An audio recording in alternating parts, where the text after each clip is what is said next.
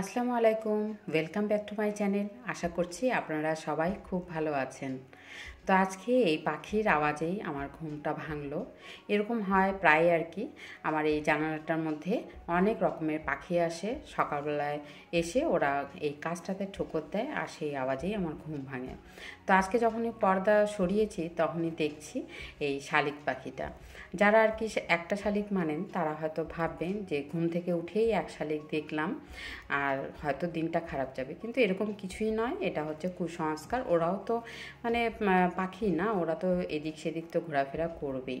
কোনো সময় একসাথে ঘুরবে, কোনো সময় খাবারের খোঁজে আলাদা আলাদা ঘুরবে, তাই না? আর কি ভাল লাগছিল দেখতে। ও নিজেকেই শুধু ওখানে আয়নাটার মধ্যে হয়তো দেখছে, ওটা দেখা যায় তো।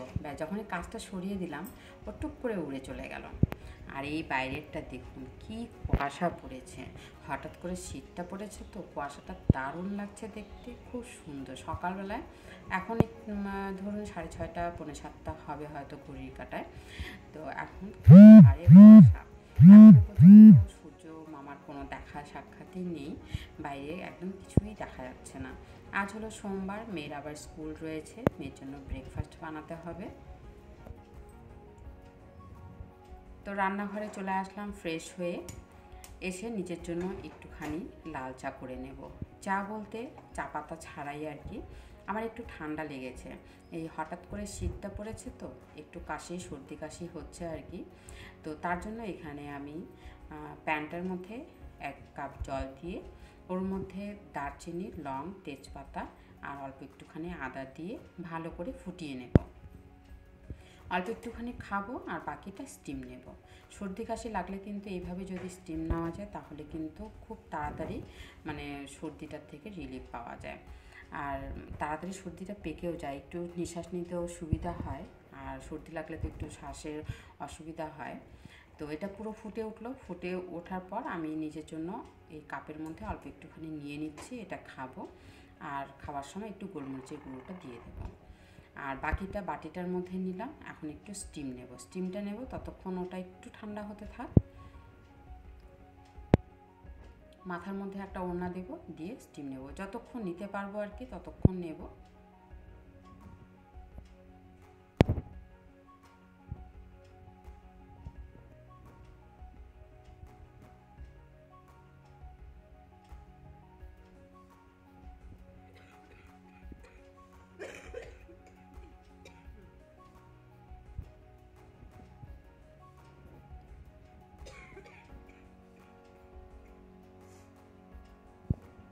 স্টিম নেওয়া হয়ে গেল আর এই চাটা ততক্ষণে অল্প একটুখানি ঠান্ডা হয়ে গেল, এটা আমি খেয়ে নিলাম।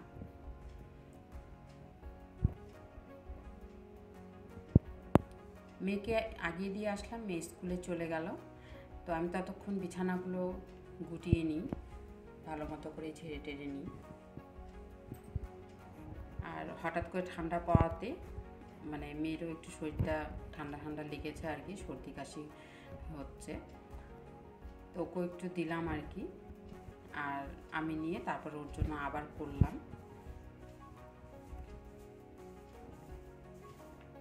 তো মেয়ের ঘরের বিছানাটা প্রথমে গুছিয়ে নিচ্ছি। আমি এখনও ব্রেকফাস্ট করিনি, ব্রেকফাস্ট করব। তো ভাবলাম তার আগে আগে বিছানাগুলো গুছিয়ে নিই। মেয়েকে আগিয়ে দিয়ে আসলাম তো, প্রচণ্ড কুয়াশা বাইরে। আর যেহেতু সকালে চাটা খেলাম, যে ওটাও একটু থাক, তারপর ব্রেকফাস্টটা করি। তো ব্যাস বিছানা পাট গোটা হয়ে গেল, সুন্দর করে ঝেড়ে ঠেড়ে পরিষ্কার করে নিলাম।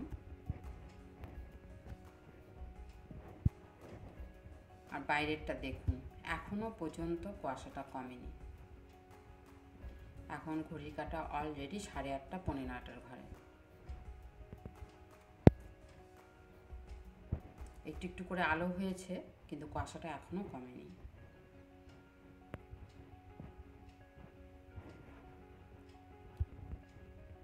সমস্ত ঘরের বিছানাপত্র ছাড়া হয়ে গেল, কমপ্লিট করে নিলাম।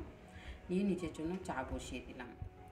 আর আজকে মেয়েকে এই প্যানকেক বানিয়ে দিয়েছিলাম, এটা হচ্ছে সুজি। দেখেছেন আর একটু জমে গেল কিছুক্ষণের মধ্যেই। এখানে সুজি রয়েছে আর ওটস রয়েছে। মেয়েকে এটাই ব্রেকফাস্টে দিলাম, আর টিফিনেও নিয়ে গেল এটাই। সস দিয়ে দিয়েছি ওকে। নিজের জন্য এখন আমি একটু ভেজে নিচ্ছি।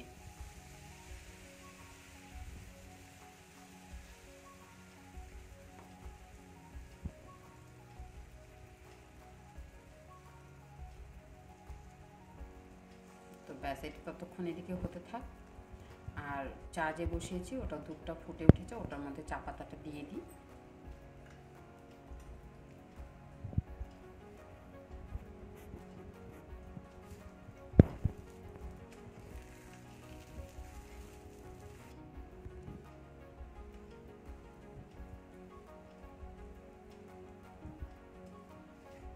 ব্যাস, একটা ভাজা হয়ে গেল, আরেকটা ভেজে নিচ্ছি।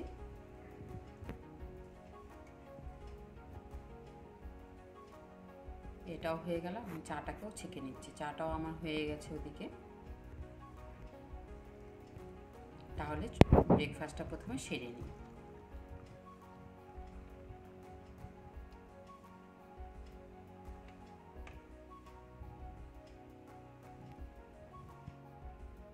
ব্রেকফাস্ট করা হয়ে গেল। ব্রেকফাস্ট করে নিয়ে তো আজকে খিচুড়ি বানাবো, তার জন্য এখানে আমি চাল ডাল মেপে দিয়ে দিচ্ছি। আমি ওখানে 1 কাপ চাল নিয়েছি, আর ওই কাপের মাপ করে 1 কাপ মসুর ডাল আর হাফ কাপ মুগ ডাল, তার থেকে একটু কম ছোলার ডাল নিয়ে একসাথে মিশিয়ে ভালো করে ধুয়ে নিয়ে ভিজিয়ে রেখে দেব। একটু ঠান্ডা ঠান্ডা তো খিচুড়িটা খেতে ভালো লাগবে। আর এদিকে পকোড়ার জন্য এখানে পেঁয়াজ, বাঁধাকপি, গাজর, ক্যাপসিকাম, পেঁয়াজকলি দিয়ে একটা ব্যাটার রেডি করে নিলাম। তো পকোড়াগুলো এদিকে ভেজে নিই, ওদিকে খিচুড়িটাও হয়ে গেছে। আর খিচুড়িটা একটু লেট করেই বসিয়েছি। মেয়ে আসার টাইম হয়ে গেছে, এরকম টাইম মতন করে খিচুড়িটা বসালাম। খিচুড়িতে ঝটপট হয়ে যায়, সময় লাগে না। আর মেয়েও ফ্রেশ হয়ে চলে আসলো স্কুল থেকে এসে। তা এখন আমি পকোড়াগুলো ভেজে নিচ্ছি।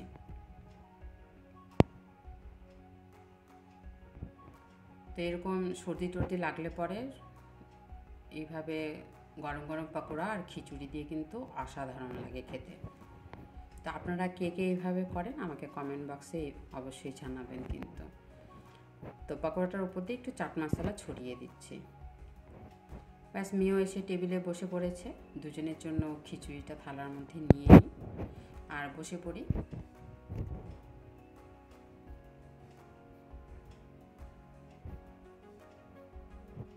যেহেতু অনেকক্ষণ আগে ভিজিয়ে রেখেছিলাম, তো এই জন্য খিচুড়িটা খুব ঝটপট হয়ে গেছে, সময় লাগেনি। তো ব্যাস, মেয়েকে দিয়ে দিলাম, পকোড়াটাও দিয়ে দিচ্ছি, আমি নিজেও নিয়ে নিলাম। তো তাহলে আজকে ব্লগটা এখানে শেষ করছি। আমরা ততক্ষণ খেয়ে নিয়ে এগুলো। আর আজকে ব্লগটা কেমন লাগলো অবশ্যই কমেন্ট বক্সে জানাতে ভুলবেন না কিন্তু। ভালো লাগলে অবশ্যই একটি লাইক করে দিন। তাহলে আজকের জন্য এইটুকুই। সবাই খুব ভালো থাকবেন, সুস্থ থাকবেন। টাটা।